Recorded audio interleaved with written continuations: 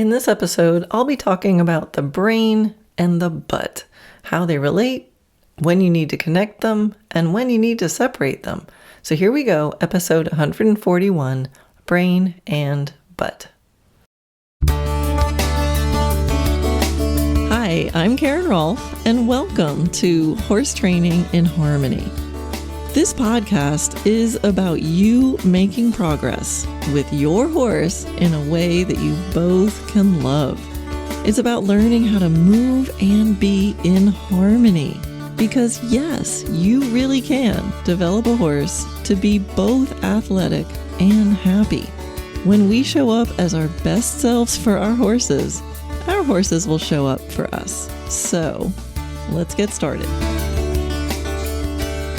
So today I'm going to talk about your butt. Well, I mean, not your specific butt, and actually not my specific butt, but kind of butts in general as they relate to riding, and in particular, what the connection is between our brain and our butt. Now, I'm going to do this in a completely non-neuroscience-y way, but hopefully in a way that perhaps you can find practical. There's going to be 3 chapters. Chapter 1, be aware of your butt. Chapter 2, ride like a butthead. And chapter 3 is separation of brain and butt. Okay, chapter 1, be aware of your butt. Now, to be clear, I didn't say beware of your butt, although there are probably moments when you do want to beware of your butt, or maybe beware of other people's butts, but I digress. We just want to have awareness about our butts because the brain and the butt are indeed connected. So butt clenching is a really common and totally natural reaction to a stressful situation. It's a subconscious attempt to control a situation, like be ready for action. And we know that a tight butt sure is not conducive to your horsemanship, your riding, or your horse relaxing. And so that's why you want to be aware of your butt. Because if we're clenching our butts, we're probably clenching other things too, like our fists or our jaw. And none of that is too helpful for our riding or our horses either. And that's why it's so important to have a reflex to relax and have ways to be aware of and turn around fear. You know, horses can be scary, and none of our natural reactions as humans are helpful. So you want to unclench inside your head before it gets to your butt. You know, we may think we're hiding it, but if that butt is clenched, we're definitely not hiding it from our horse. As Shakira says, the butts don't lie. Well, I mean, she said something like that. Hips, butts, same general area. Now, I wrote a blog about techniques that you can use when you feel fear with your horse. I'll add the link to that in the show notes. But it's around bringing yourself into the present moment. Things like I have riders do narration when they ride. I practice a technique I call maybe today, which kind of lets people start preparing for something, but gives them an out. So you don't have to do it. If you're feeling fear, don't. So it's all about trying to stay in this moment. I also have a technique that I call you're okay, where when you're feeling fear and you feel yourself clenching, you can reach forward, rub your horse, and I have people do it with an open hand. So you're still holding the rein in your hand, but you can reach forward with an open hand, rub your horse, and say out loud, you're okay, right? So you're talking to your horse, you're also talking to yourself. And again, I'll have the link to that in the show notes. You can also go to the video classroom and search for fear. There's a video label called fear, and if you click on that, you'll get to a bunch of videos that deal with how to unclench in your body and your mind. The narration technique, I'll just take a moment to talk about that. That is, it helps bring people into the present moment by you're narrating. You can either narrate what you just did, or you can narrate what you're about to do, which is actually even more valuable. But sometimes if you're in a stressful moment, sometimes it's hard for people to think about what they're going to do next. They can't plan, in which case you should probably pause for a moment, sit on the fence until your butt unclenches. But it still can be a powerful tool to help turn things around. So it would just look like I ask people to out loud so I can hear them. It's so I can hear them. It's also so they can hear themselves. It's also so they breathe. Or you're just like, okay, I'm on the long side now, and okay, now I'm turning the corner and I'm doing a circle. So it's a narration of the present moment, which is automatically going to help the brain be in the present moment. And if they're still riding, then they are probably okay. Or it will help them realize to not try to cover it up and keep it just a hidden butt clench, but to go, I really feel out of control right now. I need to stop. And if they are okay, or if you're okay when you're riding and you just feel some clenching in your brain and butt, but you feel like, no, I can do this. I'm safe. I just need to practice this. Then narrating the future can be really helpful, and not the distant future, but like the next few strides. So instead of, if before you were narrating the present moment, it sounds something like, I'm circling. Narrating in the future will sound like, and when I get to that marker, I will circle. And then after the circle, I'm going to go straight. And then at the next corner, I'm going to do a transition. So that's narrating in the near future, which is incredibly, incredibly useful tool. It's something I'll do if I'm on a horse that I'm, for some reason, feeling a little bit nervous about. And I think it relaxes the horses too, because we're not swirling in our heads. We're busy just reporting on the present moment, and the horses can feel us make that shift from worrying and that either circular kind of thinking, worry, worry, worry, or just blank, like not thinking at all, just frozen brain. That might be a technical term. Neurobiologists out there, you can tell me what the technical term for frozen brain is, or maybe it's not a thing, but it's something I've experienced and I've felt students experience. All right, so the other thing that I mentioned just briefly, and I probably have mentioned it on this podcast in some other episode, but this technique of maybe today, super, super powerful. That is what the blog I wrote is about. So again, I'll link to it in the show notes, or you can go onto my blog and just write in maybe today, or write in fear, and actually the blog will come up. But maybe today is a way to take pressure off. So I'll use this in a lesson situation, but you can use it for yourself too. Like maybe you're thinking, pick something that feels a little bit scary to you. Maybe today I'll canter. Maybe today I'll go bridleless, whatever that is. You bring it up, you entertain the idea, and you have it in the front of your mind, but at the same time, it's a maybe. So there's no pressure. It's not like, okay, today we're going to do this. Because sometimes when people get all geared up, like, today I'm going to go do that thing, they're so focused on, like, head down, blinders on, I'm going to do it no matter what, that they're not noticing that they're clenched, and they just kind of like do it. But it maybe wasn't a great idea to do it that day. Maybe you need to stay in the moment and go, maybe today I'll do it, but how am I going to know? What decisions do I need? How am I going to make my decisions? What am I looking for that's going to help me decide? That's valuable. That's great to be in a moment where maybe today I'm going to take the bridle off, and then maybe not today if X, Y, and Z, aren't happening. And that's what gives you good experiences, not just closing your eyes and going, I'm just going to go. Today's the day. I thought about it all night. I'm just going to do it. No, don't do it, because you'll probably still be scared. You'll probably still be clenched. All right, so we want to be aware of the butt, because that, if you're aware of your butt, you might start to notice, oh, I'm like popping myself up out of the saddle. I guess I'm scared. Maybe I need to think differently. So the maybe today helps you stay in a decision-making mode which has a little bit of curiosity, and it tasks your brain to figure out, how am I going to answer the question of maybe today or maybe not. But here's the other important thing is it does make you think about it. So it would, some people will just, like I said before, kind of close their eyes like, I'm going in. Here I go. The other end of the spectrum is the student who avoids it. Like, I can't even think about cantering. And we've all maybe experienced this, our own version of this, and we've definitely all seen it.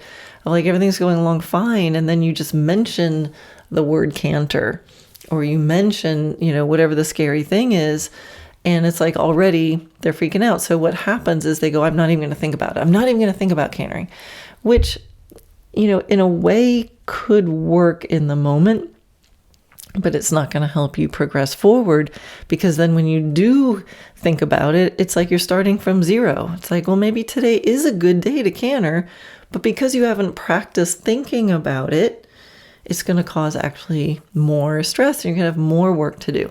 So I love the maybe today. So those are all techniques to help you unclench your butt, basically.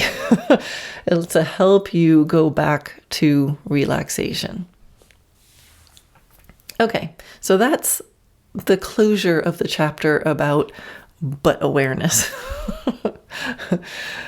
And the next chapter is about riding like a butthead. So, Karen, do explain. Those of you who have taken clinics or lessons with me may or may not have heard me say this, because I use this fairly often. So here's the thing. In riding, the main purpose of our upper body, the main part of our torso, is really just to hold your head high enough so you can see where you're going. I mean, I think most riding schools and most great masters, and the ideal is that we're riding from our seat, right? It's our seat that's the master, the master controller or communicator. So even when you're riding in connection with the reins, when it's done well, it actually feels like there's an energy, a connection that goes through the reins and into our low back and our seat. The connection with the reins done well connects our bodies even deeper. So most of what we do with our upper bodies is really designed around trying to stay in balance above that very important seat, and kind of being a shock absorber for our precious brain. When we're riding well, even in connection with our reins, it feels like our arms disappear. For most of us, we have a goal to use our legs as little as possible. So really, I feel like, I know this is kind of gross, it's just a weird topic, but I'll tell people, like, if you chopped off your thigh, about 4 inches down your leg from your seat, and then you chopped yourself off at kind of like the belly button, you could still ride, you could still do everything. And I know, please don't take that literally, but we basically want, to have our seat as the main part. And once you have that seat there, we're supposed to be feeling, not thinking, right? We hear that a lot when riding. You should be feeling, do your thinking at night and you're feeling in the day. So we kind of don't even need most of our brains when we ride. Okay, I know this is not a neurological scientific report. The brain is necessary for other functions of living. Anyway, you know what I mean. But we don't really need most of our brains when we ride. Except we do need to look where we're going. And since the eyeballs are in our heads, it's a good idea to keep our head on. And if we're going to put our head on, let's put it on straight. But you just want to put your head up upon your very relaxed butt and do it in a balanced way. That control central is our center of gravity, which is, it's pretty darn close to our butts. It's about an inch below the belly button, give or take. So that's where you want to be making all your adjustments anyway. So anyway, the next time that you're out there riding and you're feeling an amazing moment, I'll bet that in that moment, you can sort of imagine that your arms and your legs and your body's kind of disappearing as your seat just blends into your horse and floats with him. And in that moment, your head will be in the zone. When I get in the zone, I feel like my mouth will open and my eyes get this like open focus kind of thing.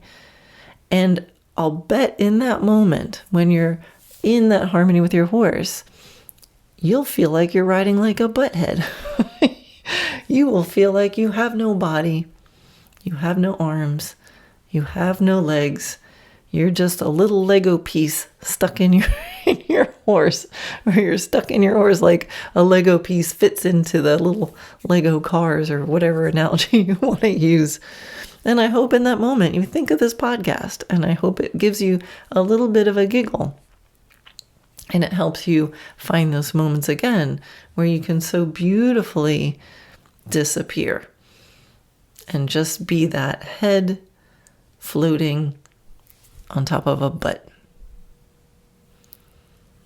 And this brings us to our next chapter, which is separation of brain and butt. And you might be thinking, Karen, you just said we're supposed to ride like butt heads, and now we're supposed to separate our brain and our butt. Well, yeah, we do need our brain for some things. So we need our brain to, look where we're going. And we need it to plan our next movement. We need to think about where we're going. We need to think about what we're doing next. We need to make decisions. We need to interpret sensations, right? We need to plan. And some of these things can be done and are best done like when you're taking a break, when you're not riding, maybe before you even get on your horse.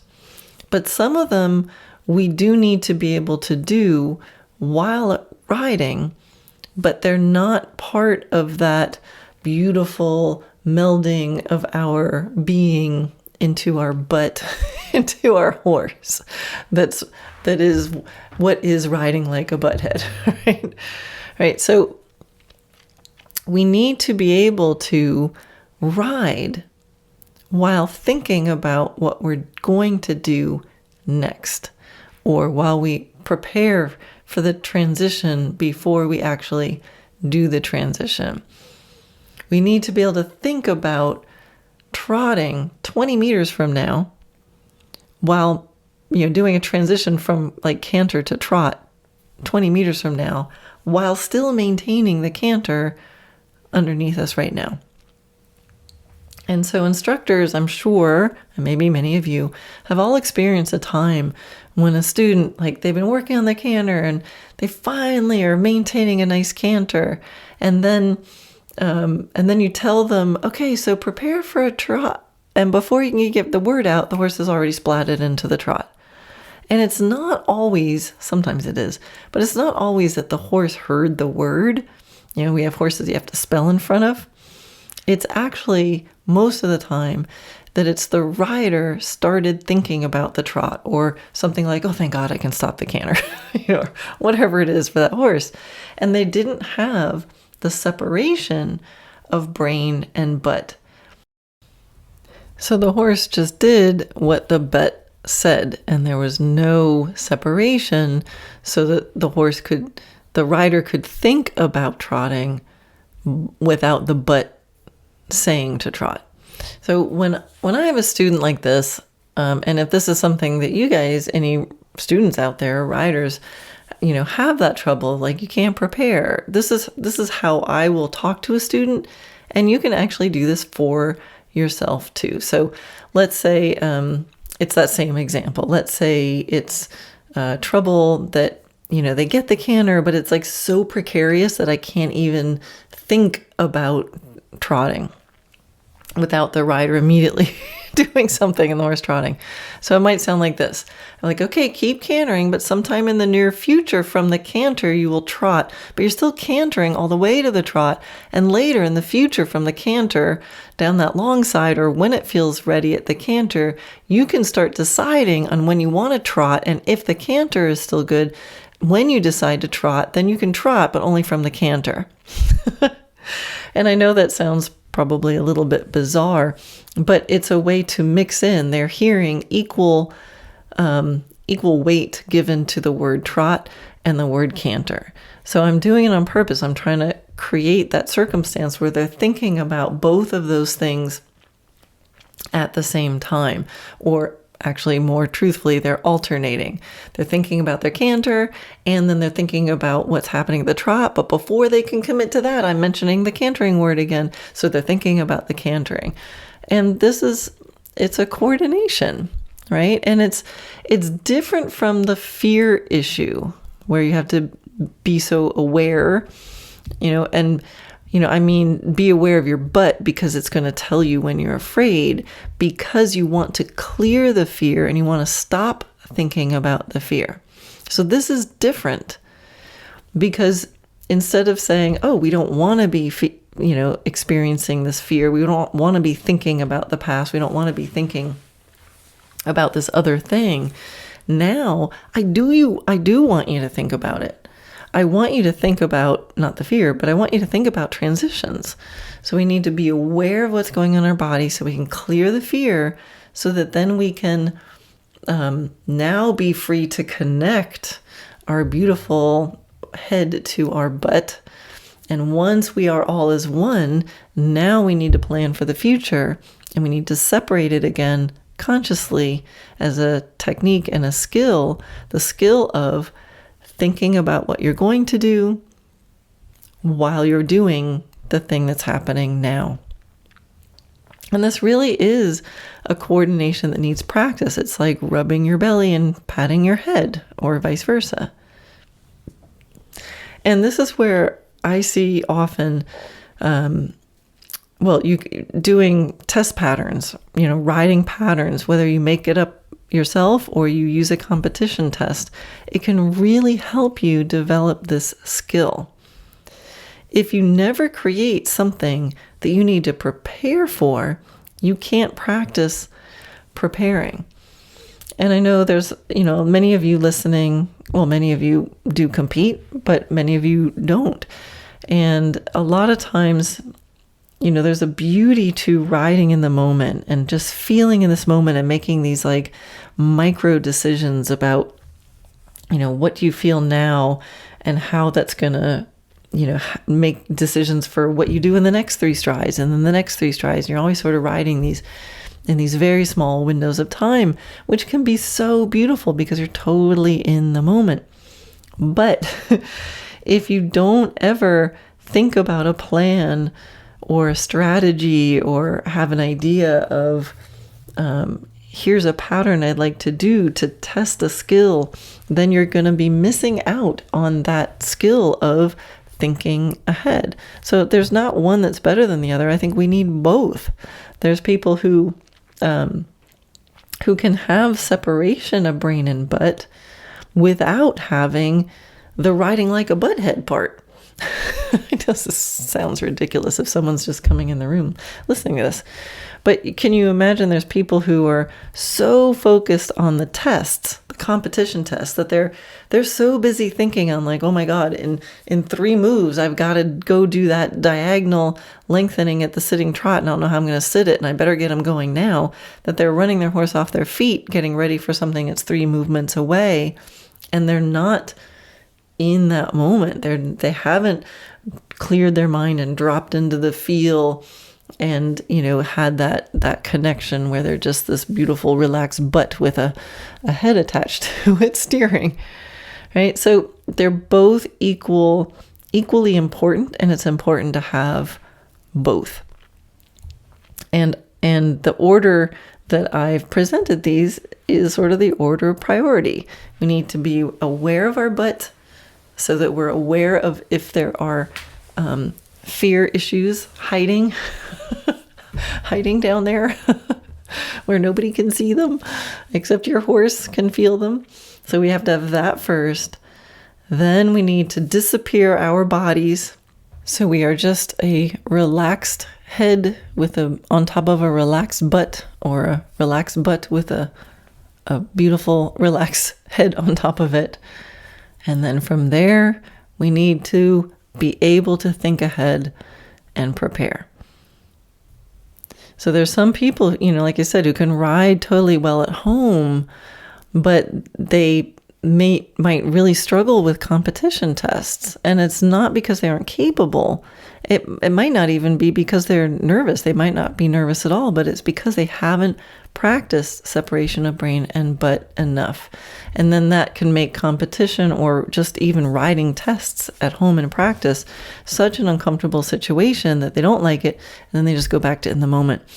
But as I've talked about before, the ability to measure your progress is so valuable and important, whether it's a whole test or just by making training plans and having, stringing movements together, or progressing, whatever it is you're jumping, whatever it is, you need to be able to have a little bit of a strategy, have a goal, know where you're going, be able to measure it, be able to practice to get there. So as with most things with riding and with horses, it's always a blend of two paradoxical things. So I really hope this helps. I hope you can let me know. I hope it helps you be more aware of your butt. I hope it helps you take your head out of your butt and put it where it belongs, on top of your beautiful relaxed butt. All is one with a disappearing body. And then remember to then practice separating it.